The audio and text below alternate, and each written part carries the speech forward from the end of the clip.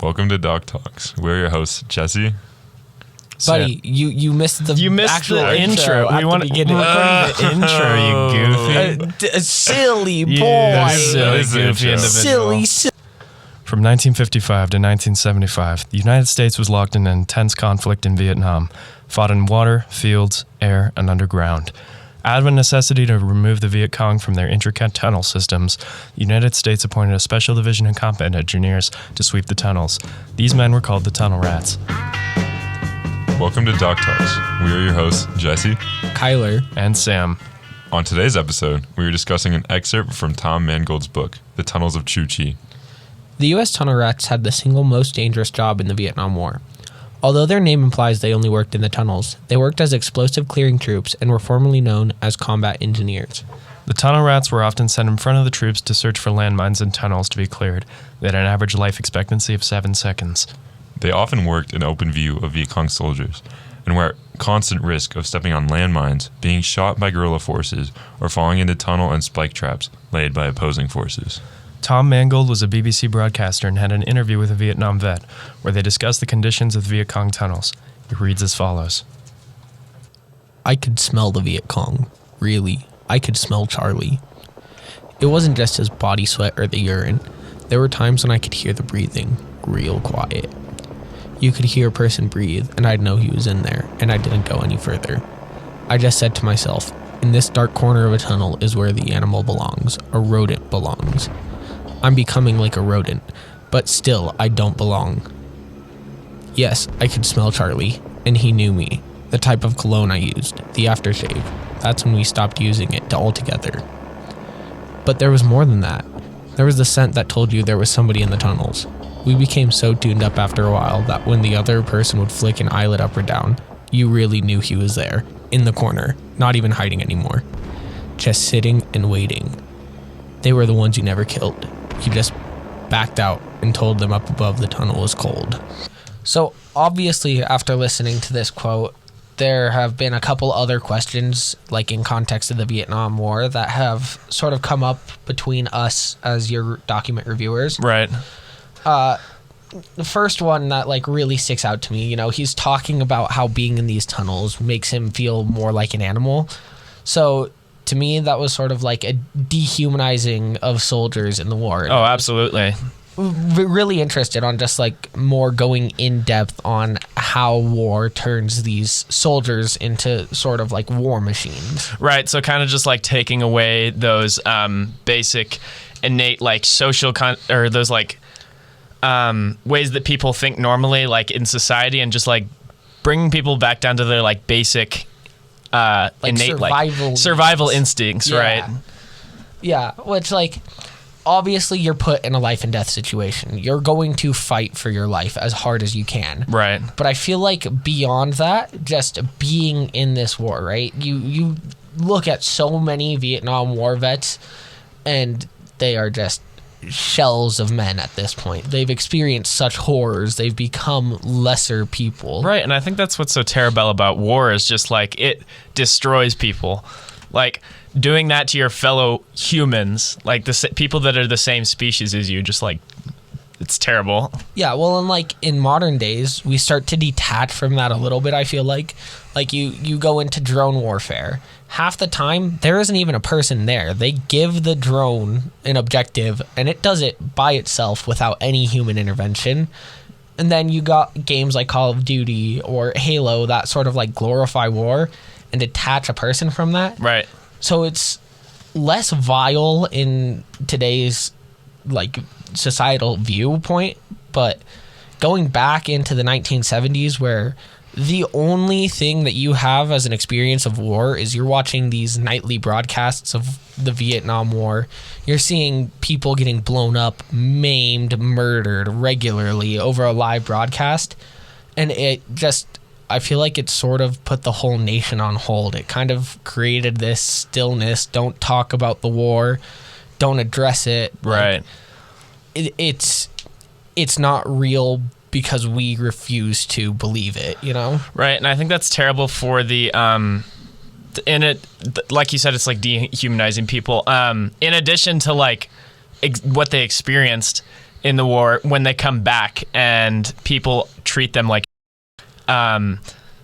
just like because they think that the war was such a bad thing, and then people come back and like after these terrible after these terrible experiences they come back and it's Yeah, which it's like a complete 180 from how veterans were viewed beforehand, right? Like, you got these World War I, World War II veterans. They're coming back. They are prime examples of the American hero. They're celebrated in the streets. Everybody is running up. Like, there's that famous picture of the Navy midshipman returning, and he's kissing the woman in the middle of all of the celebration on Armistice Day. And then you get these Vietnam War vets that are returning.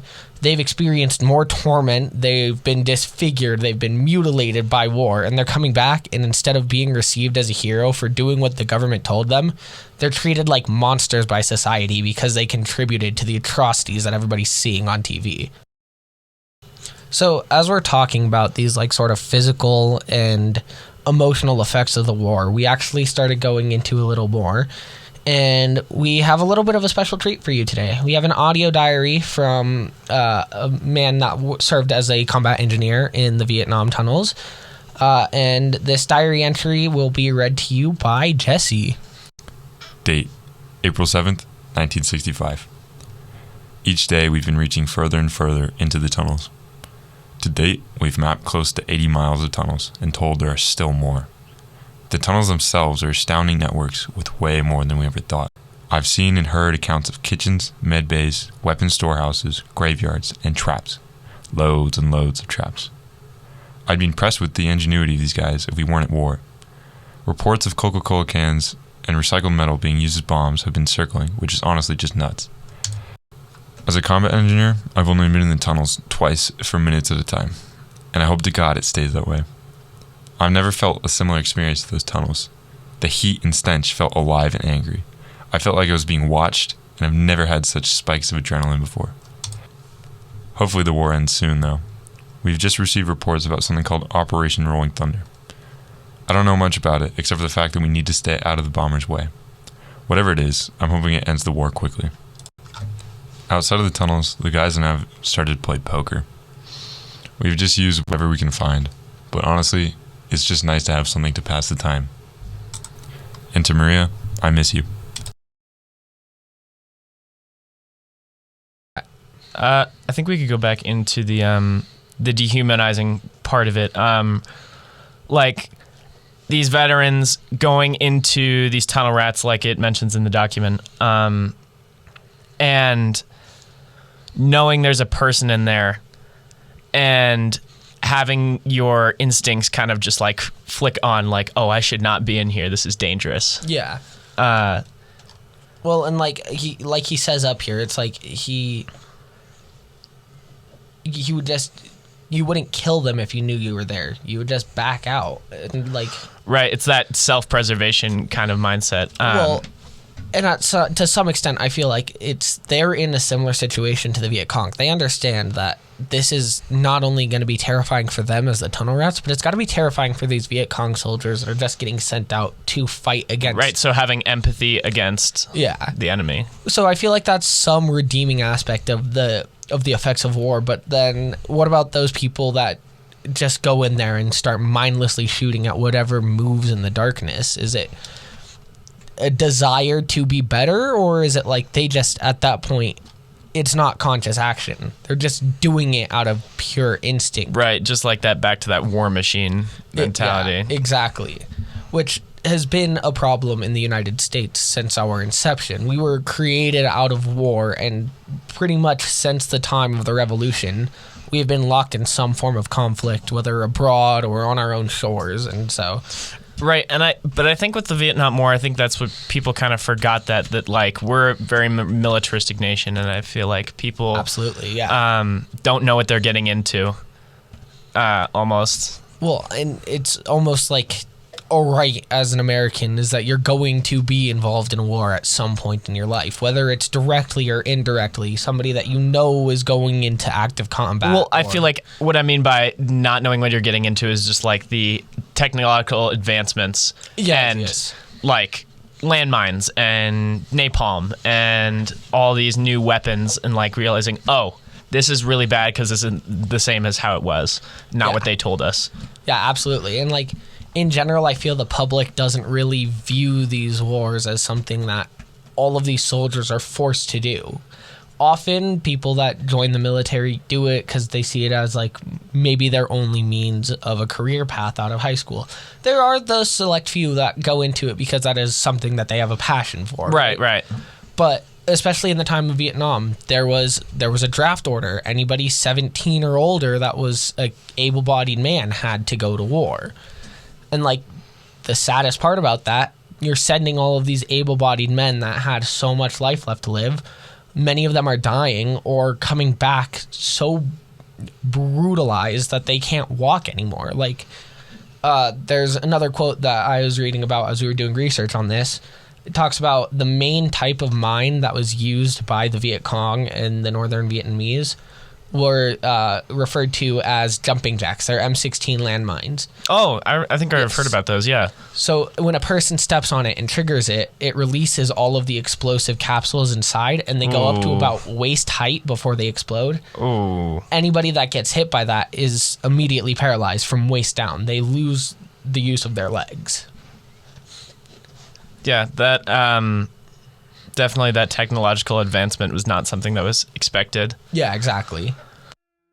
Although these men were often overlooked when discussing the Vietnam War, they served a vital role in progressing the war effort. Like the Tunnel Rat said, non gratum annus rodentum. Thank you for listening to today's episode of Doc Talks. If you enjoyed, be sure to subscribe and enable notifications to be alerted when we next upload. As well as you can follow our official Instagram at IHS Doc Talks for regular updates and opportunities to give us your feedback. Thanks, and see you guys in the next episode of Doc Talks.